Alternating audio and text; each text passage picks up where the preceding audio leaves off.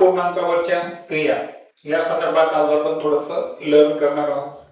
आता यामध्ये आपण आजच्या टॉपिक मध्ये अपूर्णांकाची बेरीज, त्यानंतर अपूर्णांकाची वजाबाकी या दोन टॉपिक वर बोलणार आहोत। ठीक आहे। आणि यामध्ये तुम्हाला जी लसावी आहे ही कन्सेप्ट सुद्धा या ठिकाणी यूज होणार आहे, बरोबर। आता एक लक्षात घ्या, लसावी ज्याला आपण इंग्रजीमध्ये काय म्हणतो, LCM, बरोबर।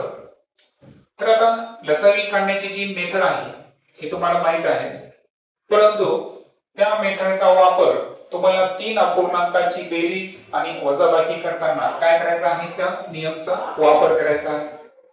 जसं की मी बेरजे संदर्भात उदाहरण घेतो, तर पहा माझं उदाहरण आहे 1/5 छेद 1 प्लस 1/10 प्लस 1/15। तर या तीन अपूर्णांकाची काय करायची, मला बेरीज करायची आहे। ही बेरीज करायच्या अगोदर लक्षात घ्यायचं आहे की तिन्ही ठिकाणी जे छेद आहे ते कसे आहे, भिन्न छेद आहे। भिन्न छेद असेल तर सर्वात अगोदर इथं काय काढणं आवश्यक आहे, लसावी, अर्थातच LCM। या ठिकाणी तुम्हाला ऍडिशन दिलेलं आहे, परंतु तुम्हाला सर्वात अगोदर काय काढणं आहे, LCM। पण सर्वात अगोदर तुम्ही काय करा, राईट हँड साइडला वाटल्यास आपण काय करू, LCM काढून घेऊ। LCM काढत असताना अगोदर संख्येचे फॅक्टर सांगा। 5 चे प्राइम फॅक्टर्स काय आहेत, 5 आहे। 10 चे फॅक्टर काय आहे, 5 2 जा 10। 15 चे काय आहे, 5 3 जा 15, बरोबर। म्हणजे प्राइम फॅक्टर्स आपल्याला पडायचे, म्हणजे जेव्हा आपण याची विभाजक घेऊ हे सर्वच्या सर्व काय पाहिजे, मूळ संख्या पाहिजे। काय पाहिजे आपल्याला, मूळ संख्या। जसं की आता 20 राहिलं असतं तर 20 चे 4 पंचे 20 आहे, समजा 4 ही मूळ संख्या आहे का, नाही। मग पुन्हा तुम्ही त्याचे 4 चे 2 गुणिले 2 करणार। क्लिअर, प्राइम नंबर सर्वांची क्लिअर आहे।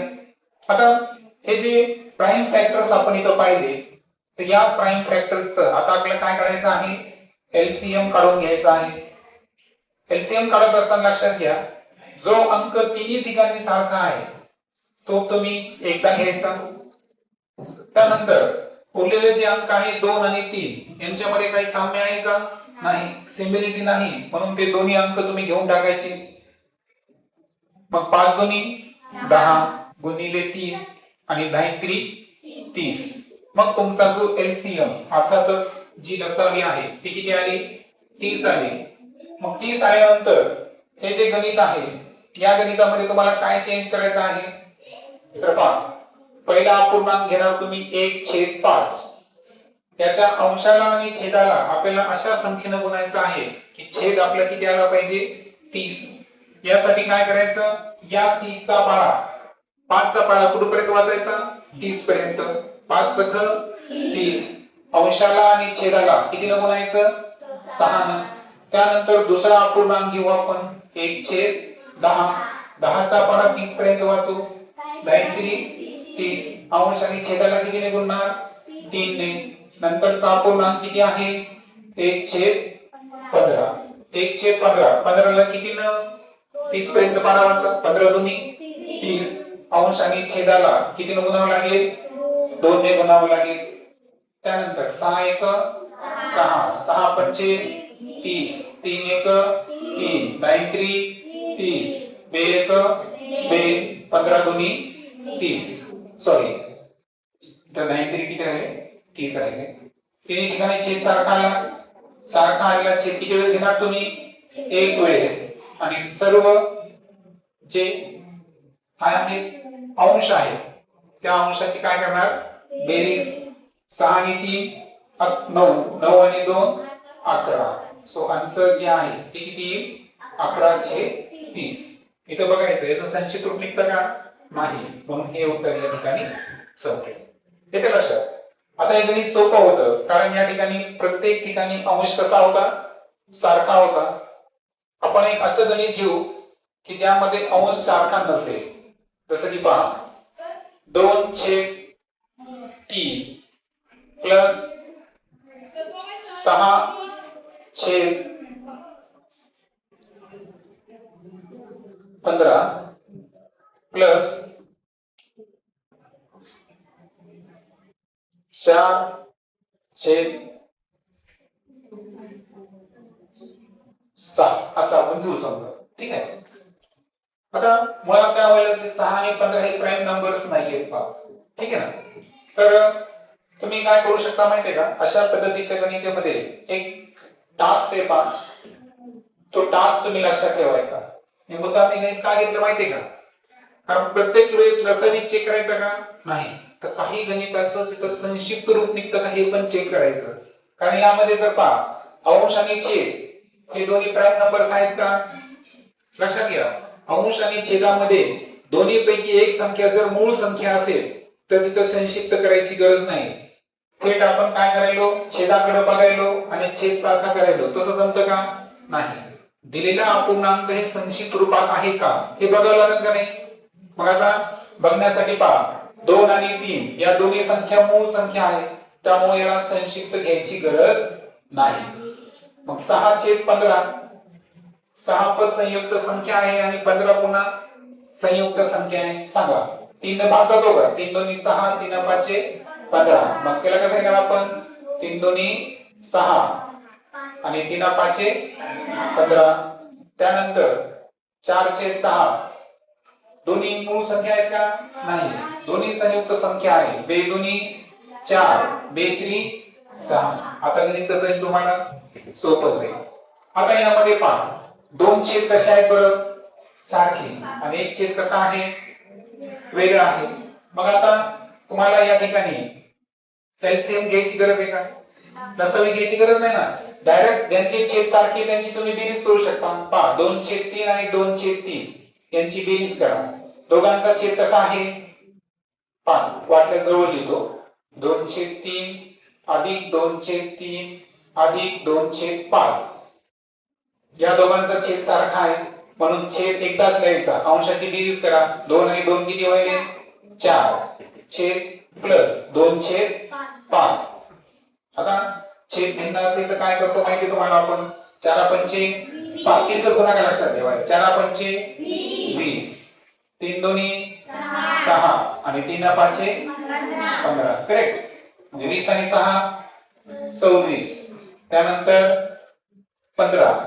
आता या दोन्ही मूळ संख्या नाहीये, पण 13 जी आहे 26 जी आहे, 13 दोन्ही 26, 13 आणि 2 च्या पाण्यामध्ये येते. 15 3 5 15. त्यांचा काही संबंध आहे का नाही. म्हणजे जरी ह्या मूळ संख्या नसतील परंतु यांचं संक्षिप्त रूप निघतं का नाही. म्हणून आपला आन्सर काय असेल 26/15. लक्षात आलं का. कधी कधी लसावी न काढताही निघू शकतं 3 अपूर्णांकाचा असं असू शकतं. आता आणखी थोडंसं वेगळ्या स्वरूपाचं घेऊ. पहा तिसरं गणित घेऊ आपण. 7/4 प्लस 9/8 प्लस 1/12. ठीक आहे. या पद्धतीने गणित घेऊ.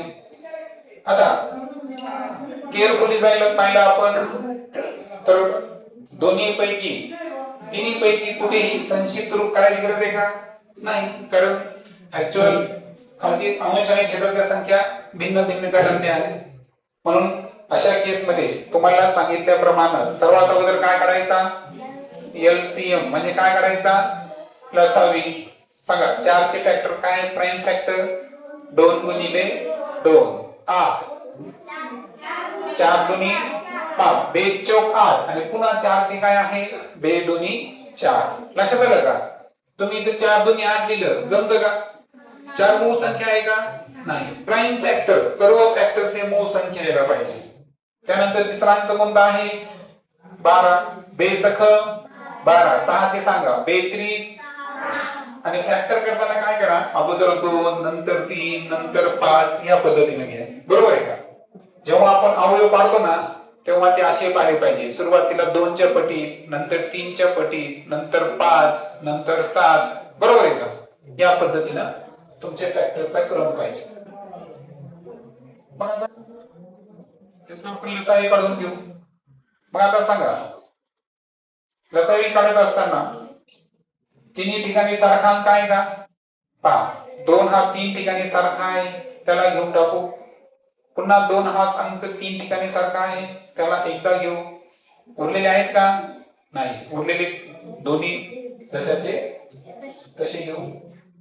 सांगा, बे दोन्ही 4 आणि 3 दोन्ही 6 चौक 24. लसावी किती आला?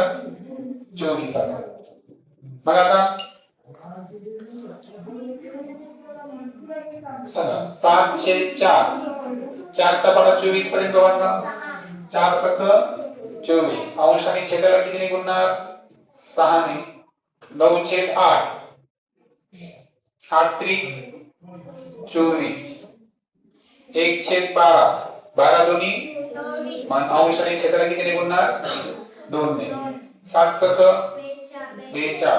6 चौक 9 त्रिक 8 त्रिक 2 1 12 दोन्ही आहे का? सर्व ठिकाणी सारखा. किती वेळेस घ्यायचा? 1 तास. बेरीज घेऊ. 42 27 आणि 2. आडवी बेरीज करता आली पाहिजे. 2 आणि 6 9. 9 आणि 2 11. 11 ला 1 हातचा आला. 1 आणि 2 3 आणि 4 6. 3 आणि 4 किती? 6. वांचं किती आलं? 71/24. आणि आता शेवटचं उदाहरण घेऊ आपण, ज्यामध्ये आपल्याला काय घ्यायचंय सांगा? वजाबाकी. आतापर्यंत वजाबाकी घेतली का आपण? चला वजाबाकी घेऊ. पहा, 9/2 अधिक 7/4 वजा 1/12 असं घेऊ आपण. चालतं? ओके. तर आता हे गणित सोडवत असताना एक लक्षात घ्या, एका ठिकाणी प्लस आणि एका ठिकाणी काय आहे? मायनस. सर्वात अगोदर ठरल्याप्रमाणे काय करणार आपण? एलसीएम. 2 ही स्वतः मूळ संख्या आहे, बरोबर? 4 चे सांगा. बे दोन्ही 4. 12 चे बे सख 12 6. बेत्री 6. मग आता काय करायचं आपल्याला? लसावी. सांगा, एलसीएम काढताना तिन्ही ठिकाणी कोण आहे? 2. दोन्ही ठिकाणी कोण आहे? 2. आपल्याला दोन्ही ठिकाणी असं तरी चालतो, बरोबर? आणि जे नाही सारखा तो अंक कोणता आहे? 3. बे दोन्ही 4 त्रिक 12. मग आता 9/2 सांगा. 2 ला 12 करायचं किती गुणावं लागेल? 6 ने. 7/4. 4चा पाडा 12 पर्यंत वाचा. 4 त्रिक 12. 12चा पाडा 12 पर्यंत वाचा. 12 1 12. म्हणजे इथं नाही दिलं तरी चालतं. 9 सख 54. 6 दोन्ही 7 त्रिक 4 त्रिक 12 1 छेद सर्व ठिकाणी सारखा आहे. वरी केअरफुली काय करायचं? 54 अधिक 21 वजा 1. पहा, 21 मधून 1 वजा करा, किती राहील? 20. 54 अधिक 20 छेद 12 किती होईल सांगा? 74/12. पण याचं संक्षिप्त रूप निघू शकतं, कारण दोन्ही ठिकाणी समसंख्या एका ठिकाणी आहे का? मग 2 ने भाग देऊ आपण. पहा, तुम्हाला माहिती आहे 37 दोन्ही 74 आणि 6 दोन्ही 2 2 ला कट करा, किती राहतील? 37/6. हे असेल त्याचं आन्सर. किती लक्षात?